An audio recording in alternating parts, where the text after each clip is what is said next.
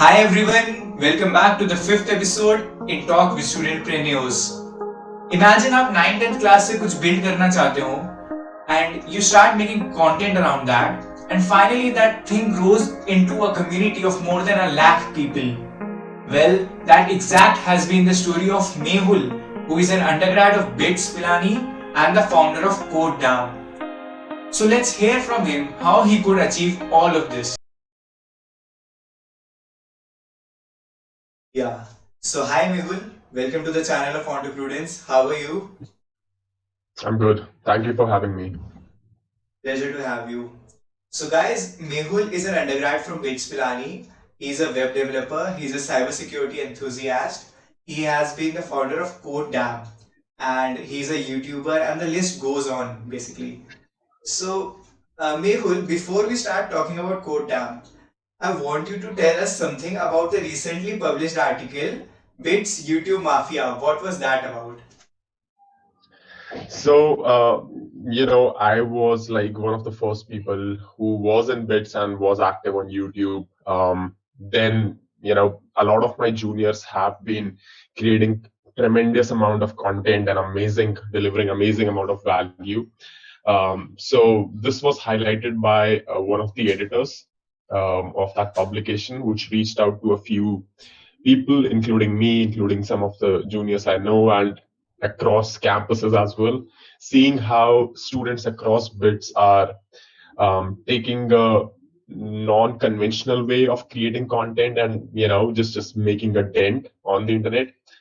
So yeah, that was more about highlighting how students from bits especially are becoming more and more content creators on YouTube, providing value and trying to explore a different dimension of career and just helping people.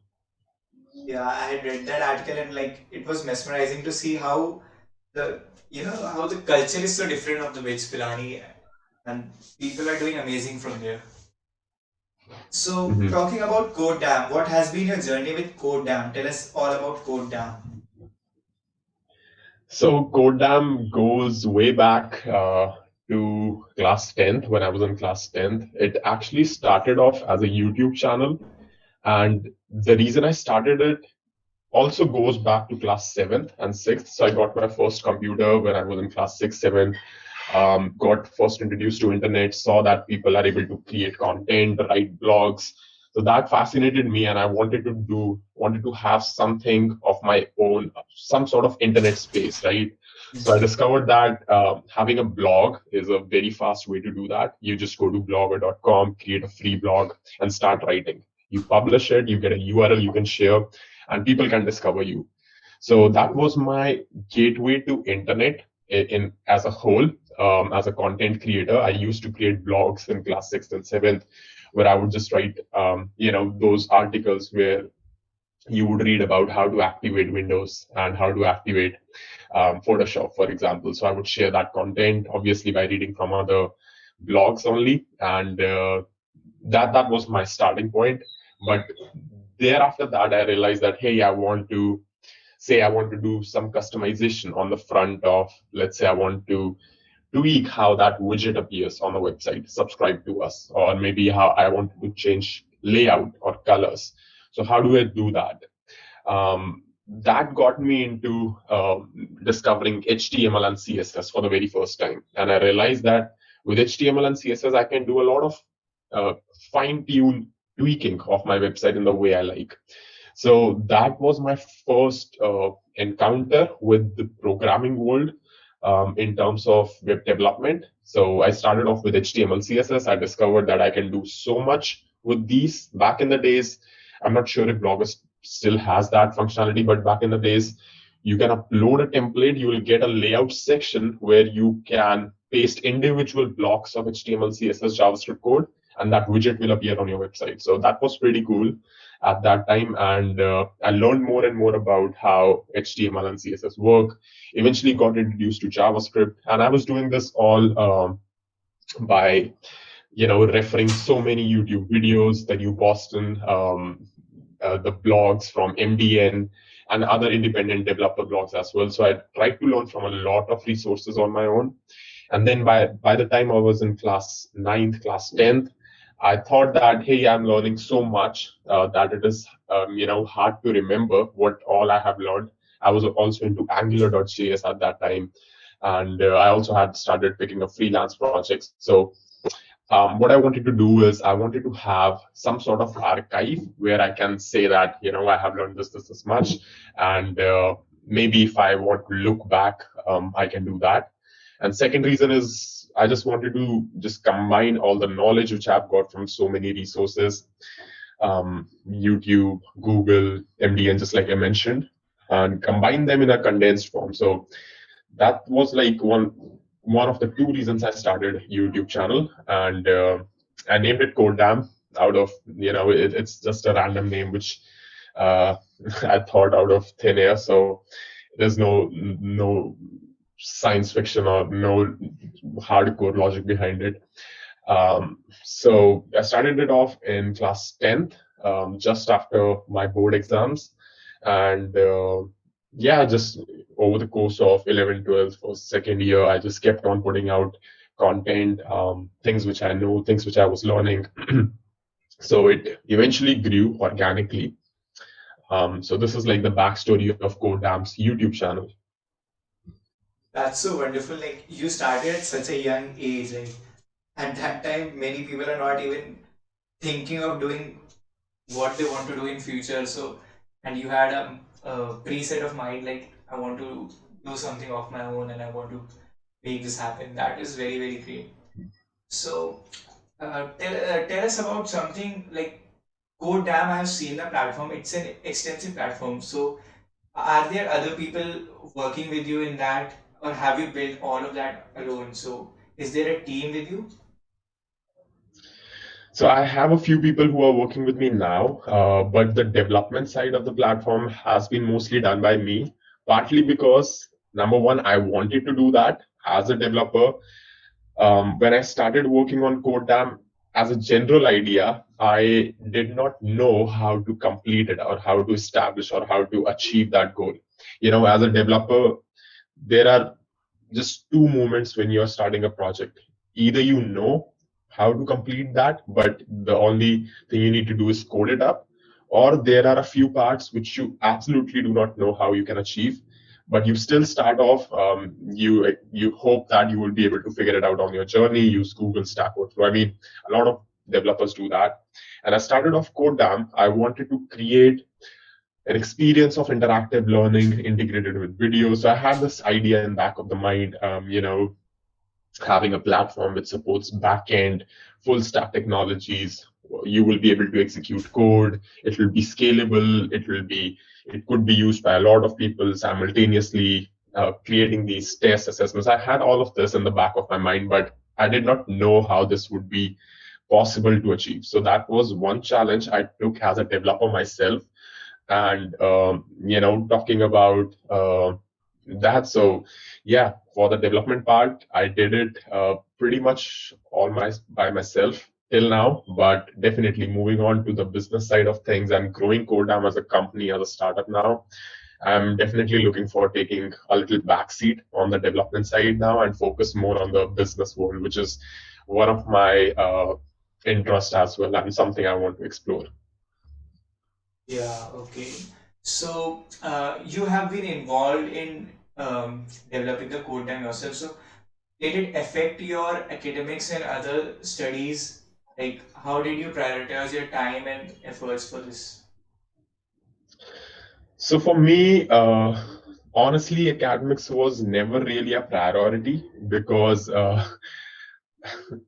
I just had a contract with my parents that not really a contract, but just I used to say them all the time that, hey, I'm just following whatever you are saying for 11, 12, and once I get a college, we are done for good. I would not be, do not really expect me to study a lot, or I will be able to do good in terms of grades and all that stuff. That's fine. You just have to. For me, I took computer science branch first of all. The reason for that is I mostly had context behind C++ or these early subjects which you're taught in computer science. So I knew that if even if I'm not able to take classes or study in the whole semester. Probably a week's worth of effort would be fine for me. So yeah, I would say I definitely compromised a lot on academic side, if you want to put it that way, but I do not regret it because I never signed up for completing academics in the first place. My focus always was not only just on code dam, but pretty much everything else except for academics, in terms of growing as a developer, as a person, making friends, learning from others.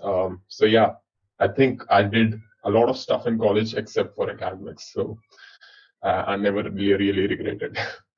Yeah, that's very important. Like you shouldn't always involve yourself in academics. Like you should always explore your things. Mhm. So um, I also see that Codam has a great community on YouTube as well. So does building a community around your product helps you in some of the other ways like marketing, branding, or retention? Definitely. I mean, community is a very integral part of building trust as a product, especially if you are converting your community aspect of things into a product as well. So yeah, I would say it plays a huge role if you have a solid trust factor established within your community. And you can only do that by providing real value. You cannot really achieve that if you are trying to just either sell people all the time or just mislead people. So you really develop a healthy community by delivering real value. So that definitely helps with the Codam platform, as well as people watch a crash course on YouTube, let's say 2 hour 3 hour long, and then they're curious that, hey, he's providing so much value for free, let's just check out what codam.com is all about. And when they code there, they are able to see that not only we are able to consume the video content but also practice and have a different experience, learning experience altogether. That's all I want to have. That's very true. And also, as you said, like you are now taking your platform to a grow into a startup and as a business. So, do you have people like mentors who are guiding you in that? And for example, like let's see how a student will be handling all of that stuff, all the legalities, and also are there mentors and guiders? So I would say it's interesting because I learn from a lot of different sources. So depending on your definition of mentor, um, my definition at least is that anyone who can help you with or without one-on-one, right? So if you're watching some content on YouTube and people who regularly put out content in terms of, just you mentioned, legalities of business or stuff like that, if you're able to watch that person's content and learn from it and implement it, I would consider that as my mentor. So in that regard, I learn from a lot of people who are industry experts and stuff. But at the same time, I also learn a lot from my BITS alumni network. So there are a lot of great founders who are running their own businesses from BITS itself. And yeah, I mean, I would pretty much reach out to them at times when I'm in confusion, maybe in a big or small decision, it does not matter. But yeah, I consider pretty much everyone my mentor in that regard. That's a very interesting take, and I think there's a lot to learn from you. And moving on, like, have you ever faced any financial requirements while doing all of this? So interestingly, for me, I started at a young age, just like you mentioned, got into programming, and programming is one of the things where one of the few things I should rather say, uh, where you can just sit in a room, learn for mostly for free if you want to, if you're willing to, and go on sites like Fiverr, start freelancing, start earning real money from the internet itself. So I remember I was actually earning the real money when I was in class 8th and ninth, for example, by using those URL shorteners, adf.ly, compressing, shortening your URL, sharing the links with others. And when somebody visits it, it pays you certain cents. So I still remember I had my first $1, $2 payment when I was in class 8th. So yeah, for me, um, I'm very grateful that I did not have any financial issues as such in my whole journey, because in my earlier days, I figured out how you as a person, how I as a developer can earn when I need to. So if I had the need, for example, if I think I needed a quick pocket money, I would take up a couple of freelance projects. Um, and yeah, along the way, I was also learning development, enhancing my skills so that I could take more and more complicated and sophisticated projects, which will help you um, you know, on even more if you want to. Plus, with the YouTube channel going on and having no expectations of, selling product or doing anything for a very long time, when I was in class 10 to second year, third year, when the Kodan website was born. So that is also a good source of income for me. So financially, I would say I did not face a lot of problem, but there are a few specific reasons for this, because I started early, and as a developer, if you're freelancing, you can pretty much figure out a lot of financial side beforehand. So there's that. That's great because like I have seen a lot of students actually not even begin to do something because they feel like they don't have enough funds and resources to start something of their own. And also like since we have been talking this long and I have seen like our conversation is mostly centered around tech, building a tech product, building a website, and a YouTube community on tech. So, do you feel that non tech people have a disadvantage while they are starting up? I would say it really depends on the niche you are in. So I wouldn't say that non-tech people have a disadvantage as per se. If you are able to provide value in any sense, that is value. Tech is just if you know how to work with computers, how to deliver your content at scale, how to write blogs, how to probably do some video editing to make sure you're able to reach more people, you're good enough.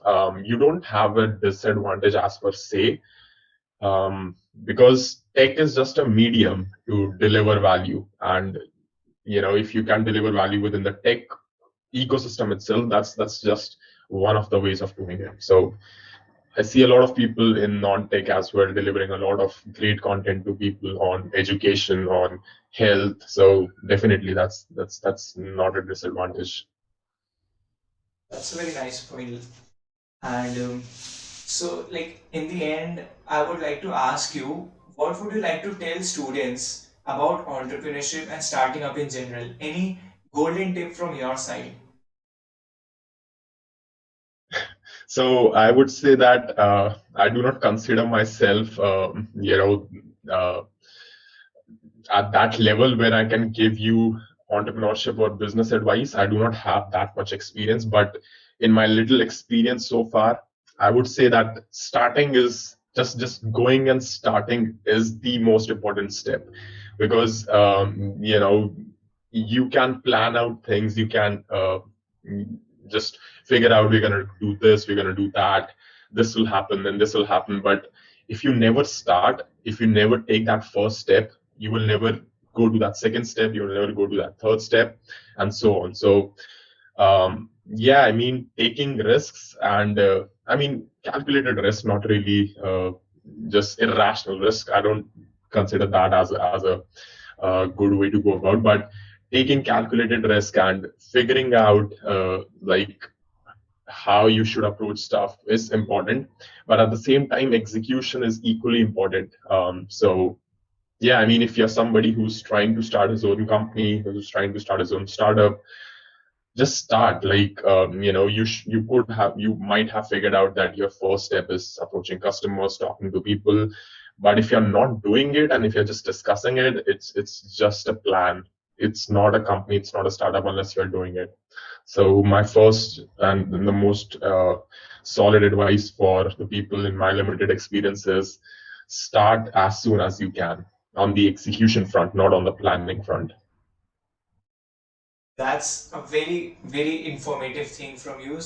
So anybody seeing this video, I would like to say that start wherever you are, begin with whatever you have. So taking the first step is the most important step.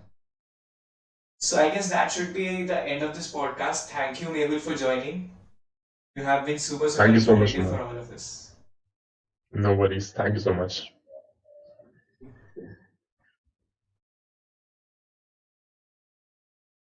So that was a super informative episode with Mehul. Go check out Codecam, सारे links description में हैं, and also join our Entreprudents community where you will find the best of resources, event updates, wonderful motivating experiences, and much more. Till then, don't forget to like and share this video.